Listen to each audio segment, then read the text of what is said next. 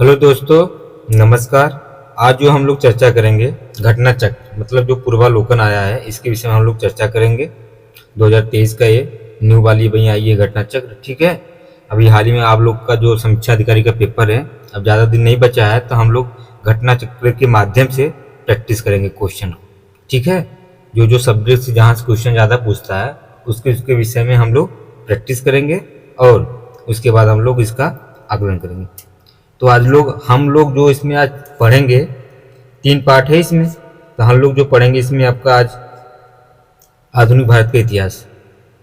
ठीक है, आधुनिक विषय में हम लोग चर्चा करेंगे। इसके बाद अलग अलग खंड को अलग अलग दिन देखेंगे। तो आज हम लोग जो देखेंगे पूर्वालोकन आधुनिक इतिहास। ठीक है,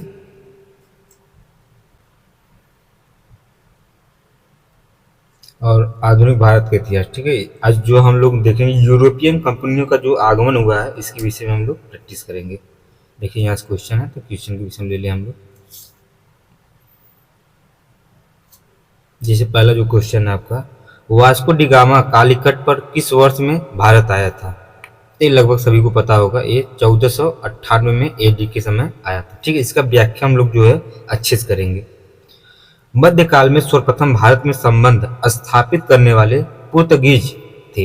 अब प्रथम पुर्तगीज जो है वास्को डी गामा भारत के पश्चिमी तट पर स्थित बंदरगाह कालीकट पर 20 मई 1498 को पहुंचा था। उसने यहां पहुंचकर भारत के नए समुद्र मार्ग की खोज की थी। कालीकट जो है तत्कालीन शासक जेमोरी ने वास्को डी गामा का स्वागत किया था। अब पुर्तगाल व्यापारियों ने भारत में कालीकट, गोवा, दमन, दीव एवं हुगली के बंदरगाहों में अपने व्यापारिक कोठियां स्थापित की थी। 1505 में ईस्वी में फ्रांसिस्को द अल्मीडा भारत में प्रथम पुर्तगाली वायसराय एवं गवर्नर बनकर आया था। ठीक है, इसमें एक ब्लू वाटर पॉलिसी अपनाया था, नीला जल की नीति का प्रतिपादन किया गया था। ठीक है, अगला क्वेश्चन जो है आपका, निम्न में से कौन नीला जल योजना नील जल योजना मतलब ब्लू वाटर नीति, इसके विषय में हम लोग चर्चा करें, इससे संबंधित है। तभी हम लोग देखे थे द अल्मीडा, ऑप्शन ए सही होगा। इसके बाद तीसरा क्वेश्चन है आपका, मध्यकाल में सर्वप्रथम भारत के व्यापार संबंधी स्थापित करने वाले कौन थे इसमें से? तो वो थे आपके पुर्तगाली। ठीक, एक क्वेश्चन हम लोग देख चुके हैं। अगला क्वेश्चन देखें, पुर्तगाल उपनिवेश का प्रथम वायसराय भारत में कौन था? तो वो थे अल्मीडा, ऑप्शन सी सही होगा इसका।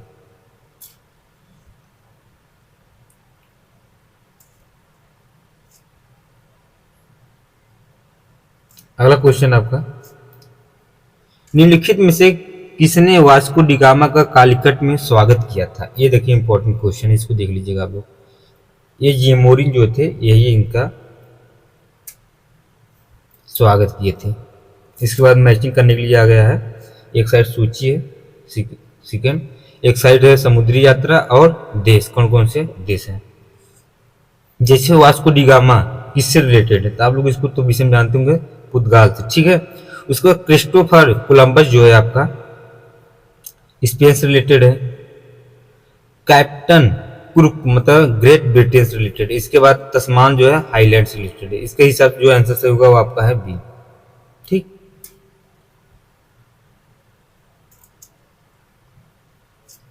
पुर्तगाल यात्री वास्को डी गामा ने भारत के मार्ग की मूलतः इटली निवासी तथा स्पेन द्वारा वित्त पोषित यात्री कोलंबस ने अमेरिका की, ब्रिटेन की कैप्टन क्रूक ने ऑस्ट्रेलिया की तथा हाईलैंड की तस्मानिया वान डीमंस लैंड वर्तमान में तस्मानिया तथा न्यूजीलैंड की खोज की थी।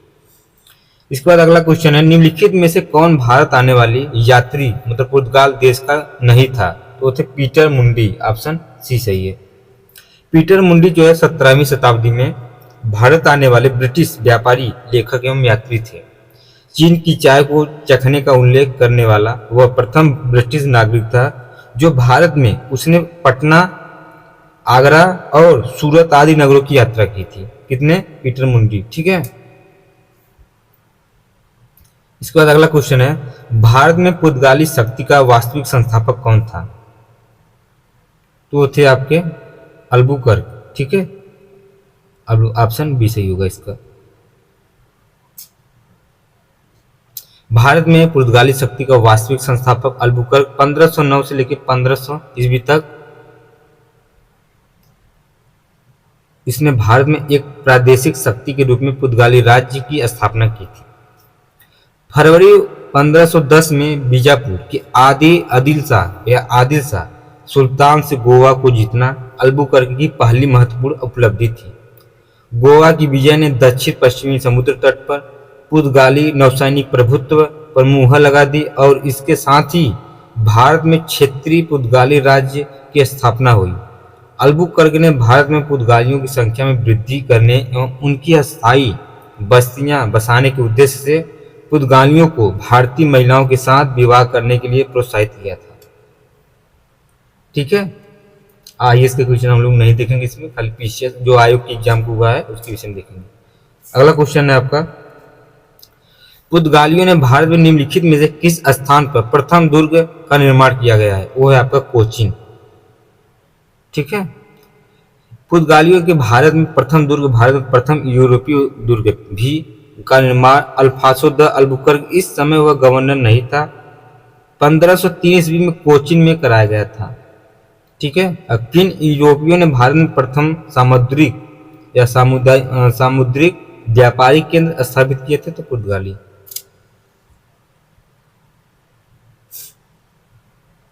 अगला क्वेश्चन है, बंगाल की निम्नलिखित फैक्ट्री में से एक जो पुर्तगालियों द्वारा स्थापित की गई थी वो क्या थे? हुगली। कहां पर था? पश्चिम बंगाल में।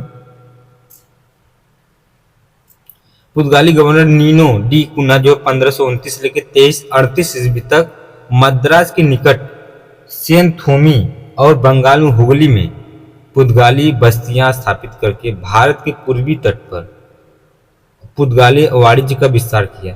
1534 ईस्वी में पुर्तगालियों ने बंगाल के शासक गियासुद्दीन महमूद शाह से सतगांव और चटगांव में अपनी फैक्ट्रियां स्थापित करने की अनुमति प्राप्त कर ली।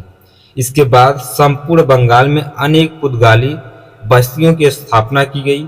चटगांव, जिसे पुर्तगाली महान बंदरगाह के रूप में अभिहित करते थे, उनके द्वारा प्रयुक्त किया जाता रहा, किंतु 16वीं सदी में सतगांव का पतन हो गया और उसका स्थान हुगली ने ले लिया। चिनसूरा में डचों ने गुस्तावुस किले का निर्माण करवाया था। श्रीरामपुर डेनिश का प्रमुख केंद्र भी था। ठीक है, अगला क्वेश्चन है आपका, पुडुचेरी मतलब वर्तमान में इसको पुडुचेरी कहते हैं, निम्नलिखित कथनों पर विचार कीजिए। पुडुचेरी जो है पांडिचेरी पर कब्जा करने वाली पहली यूरोपीय शक्ति पुर्तगाली थे। सही है। पांडिचेरी पर कब्जा करने वाली दूसरी यूरोपीय शक्ति फ्रांसीसी थी। गलत। तीसरा है, अंग्रेज ने कभी पांडिचेरी पर कब्जा नहीं किया था। ये भी गलत, क्योंकि पांडिचेरी ने सर्वप्रथम पुर्तगालियों ने अपना उपनिवेश स्थापित किया था। पांडिचेरी ने इसके बाद डेन्स और डचों ने अपनी व्यापारिक कोठियां स्थापित की थी, जिसके बाद 1673 ईस्वी में फ्रांसिस्को ने यहां अपनी बस्ती स्थापित की। अंग्रेजों ने भी पांडिचेरी पर 1793 ईस्वी में कब्जा कर लिया और फिर 1814 ईस्वी में पेरिस की संधि के तहत इसे फ्रांस को सौंप दिया।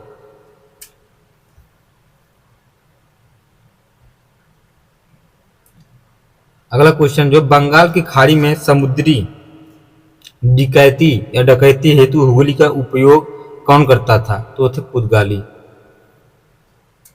निम्नलिखित में से कौन कलकत्ता का संस्थापक था? वो थे चारनाक। ऑप्शन बी सही है इसका। कासिम बाजार की फैक्ट्री के प्रमुख जाब चारनाग ने अंग्रेजों के व्यापार केंद्र के लिए होली के स्थान पर सुतानौती अथवा सुतनौती कलकत्ता का स्थल है, उसे ही कलकत्ता का संस्थापक माना जाता है। हालांकि मई 2003 में दिए गए अपने निर्णय में कलकत्ता उच्च न्यायालय की एक खंडपीठ ने जाब चारनाग को कलकत्ता का संस्थापक न मानते हुए कहा कि कलकत्ता या कालिकाता जाब चारनाग के आगमन से पूर्व अस्तित्व में आया था। इस आधार पर कलकत्ता का स्थापना 24 अगस्त 1690 दिवस मनाया गया था। ठीक है, कलकत्ता किसने बसाया था? तो यह Job Charnock, option B D सही इसका।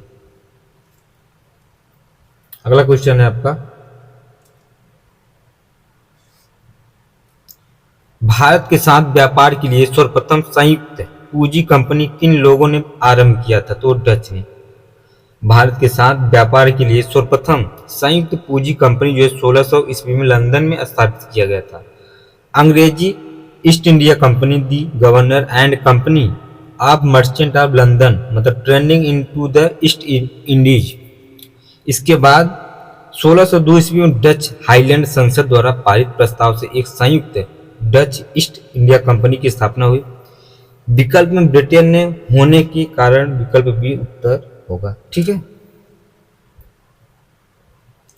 इसके बाद हम लोग, ये सब आईएएस के क्वेश्चन है तो बहुत ज़्यादा हम लोग उसको डीप में नहीं पढ़ना। ठीक है, भारत में ईस्ट इंडिया कंपनी की सफलता का राज क्या था? तो वो थे कि इसमें से तीनों सही। ठीक है, भारत में राष्ट्रीय भावना की कमी थी, कंपनी की सेना को पश्चिमी प्रशिक्षण मिला था, उनके पास आधुनिक हथियार थे। तीसरा है भारतीय नौसैनिकों या सैनिकों में राष्ट्रीय भावना का अभाव था, जिसके फलस्वरूप कोई जो उन्हें अच्छा वेतन दे अपनी सेवा में लगा सकता था। ठीक है,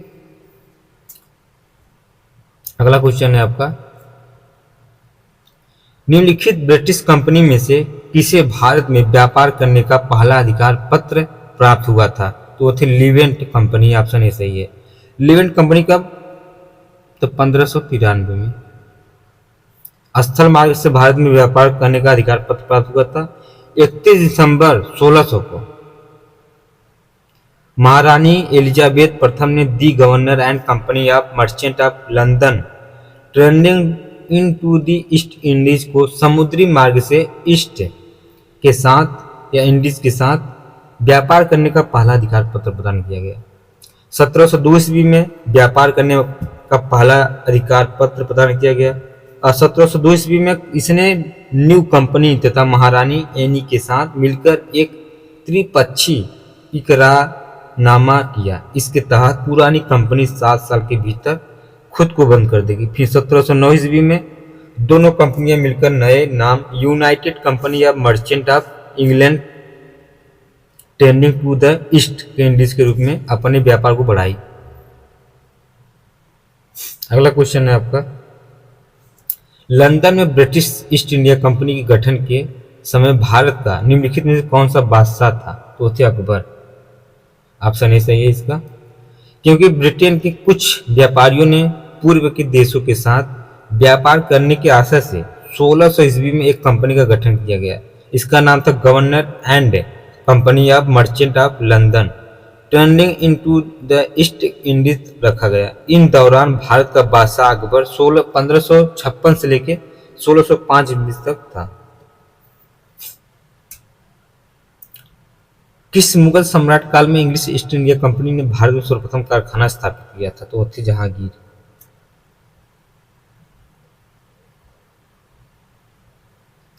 जहांगीर के शासनकाल में इंग्लिश ईस्ट इंडिया कंपनी ने सर्वप्रथम 1611 ईस्वी में मछलीपट्टनम तथा मछलीपट्टनम में एक अस्थायी कारखाना स्थापित किया था।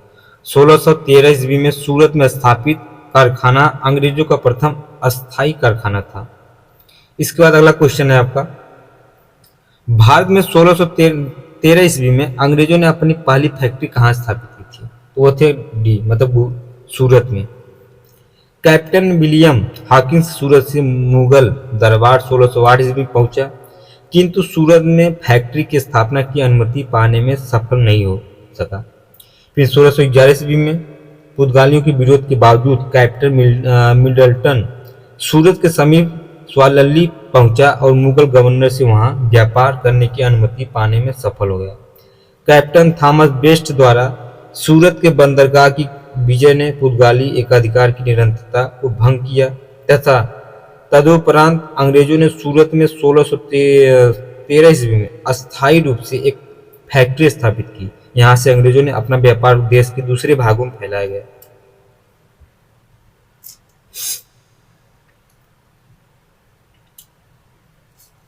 अगला क्वेश्चन आपका है, ईस्ट इंडिया कंपनी की प्रथम फैक्ट्री स्थापित की गई थी, तो वो तो सूरत में, हम लोग देख चुके हैं इस क्वेश्चन। ठीक, एक निम्नलिखित यूरोपीय व्यापारी कंपनियों में से किसने सूरत में सर्वप्रथम अपना कारखाना स्थापित किया था? तो अंग्रेजों ने। ऑप्शन बी सही होगा इसका। यूरोप व्यापारी कंपनी में ब्रिटिश ईस्ट इंडिया कंपनी में सर्वप्रथम सूरत फैक्ट्री स्थापित की गई थी, तो 1613 में जहांगीर ने अंग्रेजों को सूरत में स्थापित कारखाना स्थापित करने की अनुमति दी, और सूरत में डचों द्वारा फैक्ट्री जो है 1616 में, जबकि फ्रांसीसियों द्वारा 1668 ईस्वी में स्थापित की गई थी। उल्लेखनीय है कि ईस्ट इंडिया कंपनी ने सर्वप्रथम 1611 में मसूलीपट्टनम में अपना कारखाना स्थापित किया था, जो कि अस्थायी था। उन्होंने अपना प्रथम अस्थायी कारखाना 1603 ईस्वी में सूरत में ही स्थापित किया गया था। फ्रांसीसियों ने भी अपना प्रथम कारखाना 1668 ईस्वी में सूरत में ही स्थापित किया गया है। ठीक है, अगला क्वेश्चन आपका है, ब्रिटिश ईस्ट इंडिया कंपनी ने मुंबई किससे लिया था? तो वो थे आपके पुर्तगाली। ऑप्शन डी सही है, क्योंकि ब्रिटिश ईस्ट इंडिया कंपनी ने मुंबई पुर्तगालियों से लिया था। 1661 ईस्वी में इंग्लैंड के सम्राट चार्ल्स द्वितीय का विवाह जो है पुर्तगाली की राजकुमारी कैथरीन से होने पर चार्ल्स को पुर्तगालियों द्वारा मुंबई उपहार स्वरूप प्रदान किया गया था, जिसे उन्होंने 10 पाउंड वार्षिक किराए पर 1668 ईस्वी में ब्रिटिश ईस्ट इंडिया कंपनी को दे दिया था। इसके बाद निम्नलिखित में से किस वर्ष प्रयागराज उत्तर प्रदेश के किले पर अंग्रेजों का अधिकार स्थापित किया गया था? तो 1797 ईस्वी में। ऑप्शन डी सही है। ये 2021 में समीक्षा मतलब ARO में क्वेश्चन पूछ चुका है। अवध के नवाब सादत अली ने 1793 ईस्वी में प्रयागराज मतलब इलाहाबाद का किले अंग्रेजों की सौंपी थी।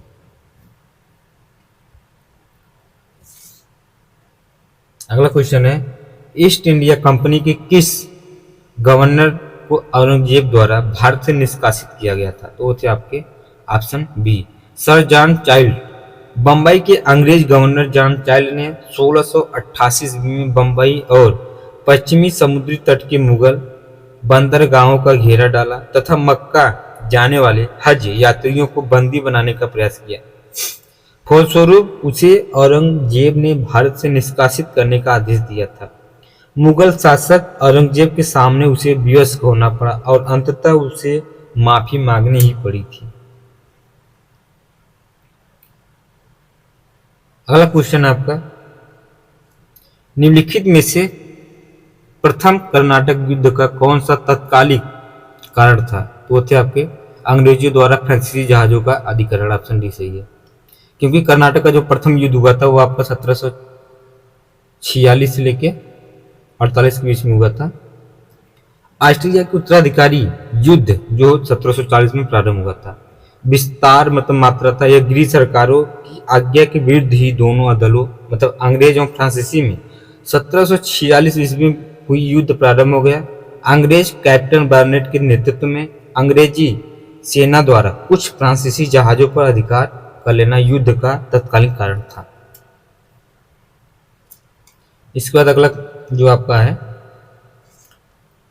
सूची फर्स्ट और सूची सेकंड में क्रम मिलाने के लिए, देखिए ये समीक्षा अधिकारी और यूपी मतलब जितने उत्तर प्रदेश का आयोग का एग्जाम होता है उसमें कम से 150 क्वेश्चन है, उसमें मिलान करने के लिए 15 से 20 क्वेश्चन आपको मिलान करने के लिए देता है। तो आप लोग इसमें से अच्छे से देख लीजिएगा मिलान कैसे किया जाता है। ठीक, जैसे प्रथम कर्नाटक युद्ध किससे रिलेटेड है, इसमें देखिए आप जो प्रथम कर्नाटक का युद्ध हुआ था किससे रिलेटेड है, तो एक्स ला चैपल की संधि अंत में हुआ था। ठीक है, 1 का 4 मतलब A का 4 होगा।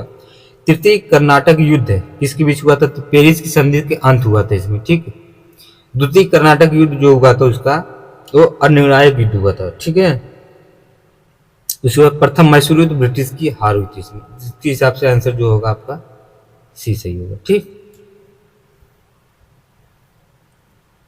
अगला क्वेश्चन आपका है, निम्नलिखित में से कौन सा एक सही सुमेलित नहीं है? कर्नाटक का प्रथम युद्ध 1406 से 48 हम लोग देखे हैं, सही है। कर्नाटक का द्वितीय युद्ध जो हुआ है 50 से 52, यही आपका गलत है। ठीक है, और कर्नाटक का तृतीय युद्ध 1758 से 63, और पानीपत का तृतीय युद्ध जो हुआ 1761। तो इसका जो होगा कर्नाटक का द्वितीय युद्ध कब हुआ था, तो 1749 से लेके 54 के बीच में हुआ था। ठीक है, ये भारत में अंग्रेजों और फ्रांसीसियों के बीच लड़े गए थे। इस युद्ध को कर्नाटक युद्ध के भी नाम से जाना जाता है। ठीक है, अगला क्वेश्चन आपका है, फ्रांसीसी ईस्ट इंडिया कंपनी स्थापित हुई थी वो लुई 14वें के शासनकाल में। देखिए एग्जाम में इंपॉर्टेंट क्वेश्चन, यहाँ इस क्वेश्चन को कई बार रिपीट भी किया है। ठीक है, निम्नलिखित में से किसे भारत में फ्रांसीसी कंपनी का संस्थापक माना जाता है, तो वो है आपके कालबाट। बंगाल में निम्न में से कौन सा कारखाना डचों ने स्थापित किया था, तो आपका देखिए इसमें दोनों ऑप्शन है, चिंसुरा और हुगली। डचों की बंगाल में पहली कंपनी पीपली में 1627 में स्थापित हुई। इसके कुछ ही दिनों बाद डच पीपली से बालासोर चले गए। बंगाल में डचों ने 1635 ईस्वी में प्रारंभ करके 1656 ईस्वी के बीच कुछ समय तक हुगली में फैक्ट्री का संचालन किया। 1656 ईस्वी के बाद हुगली के ही एक गांव चिंसुरा में 1653 ईस्वी में स्थापित फैक्ट्री डच के व्यापार का मुख्य केंद्र बनी। स्पष्ट है कि दिए गए विकल्प में चुना कारखाना जो डचों का कारखाना चिंसुरा हुगली के एक ग्राम के साथ साथ हुगली मुख्यालय में भी था। 17वीं शताब्दी के समाप्त होने तक डच कंपनियां कासिम बाजार, पटना, ढाका, मालदा, बालासोर, बारागोर, जुगदिया, फतवा आदि स्थानों को स्थापित किया गया था। ठीक है, इसके बाद डच ईस्ट इंडिया कंपनी ने किस वर्ष अपनी फैक्ट्री पटना में स्थापित किया था, तो वो थे आपके 1601 ईस्वी में। कब किया गया था, 1601 ईस्वी में। तो बंगाल की समुद्र व्यापार की तरफ से आकर्षित हो डचों ने 1615 में एवं 1629 में असफल प्रयास किया। यद्यपि बंगाल में व्यापार का सुअवसर उन्हें 1632 में प्राप्त हुआ था। 1632 में प्रथम जो है पटना में डच ईस्ट इंडिया कंपनी का प्रवेश हुआ। यद्यपि पटना में डच फैक्ट्री की स्थापना 1632 में संबंधित कोई स्रोत प्रमाणिकता का कसौटी पर स्पष्ट नहीं है। इतिहासकार ओम प्रकाश ने 1638 ईस्वी में पटना में डच फैक्ट्री की स्थापना संबंधित तथ्य प्रस्तुत किए थे, जो आर्थिक तंगी के कारण उसी वर्ष बाद हो गई।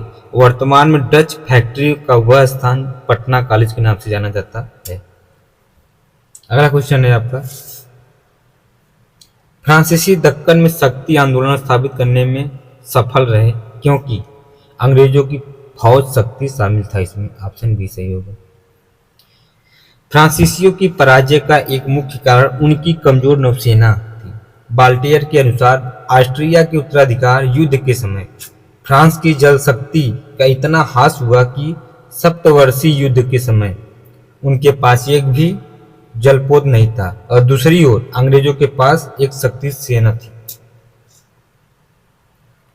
अगला क्वेश्चन है आपका, निम्न यूरोपीय शक्तियों ने भारतीय व्यापार में समय समय पर प्रवेश किया था।